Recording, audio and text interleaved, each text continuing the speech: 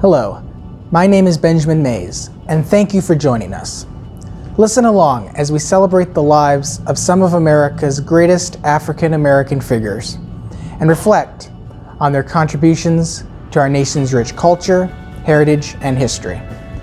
Today, I will share about the life and legacy of Dr. Mary Mcleod Bethune.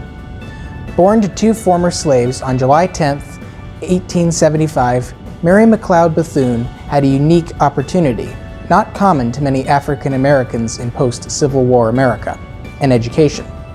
Her mother Patsy worked for her former owner until she could buy the land on which the family grew cotton, and Mary spent much of her childhood working in her family's field. By the age of 9, Mary could pick 250 pounds of cotton a day. Although much of her schoolwork was designed to prepare her for missionary work, Mary was determined to become a teacher. In 1895, she graduated from Chicago's Moody Bible Institute, and 3 years later married Albertus Bethune, with whom she had one son, Albert. Their marriage would end in 1907. After no church would sponsor her missionary endeavors, Bethune turned her attention towards education. In 1904, Bethune moved south to eastern Florida, where a large African American population had grown up at the time of the construction of the Florida East Coast Railway. For nearly a decade, Bethune worked as an educator, teaching in several small, mostly impoverished schools throughout the deeply segregated South. Education, she believed, provided the key to racial advancement and the subsequent end to Black disenfranchisement and inequality.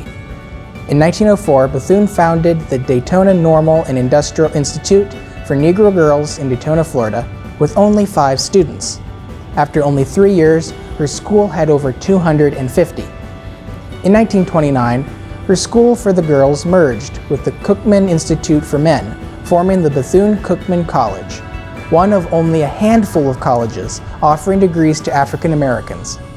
In addition to her groundbreaking work in the education sphere, Bethune also served as president of Florida's chapter of the National Association of Colored Women and, by personal invitation, served as advisor to Presidents Herbert Hoover and Calvin Coolidge on matters of child welfare and health.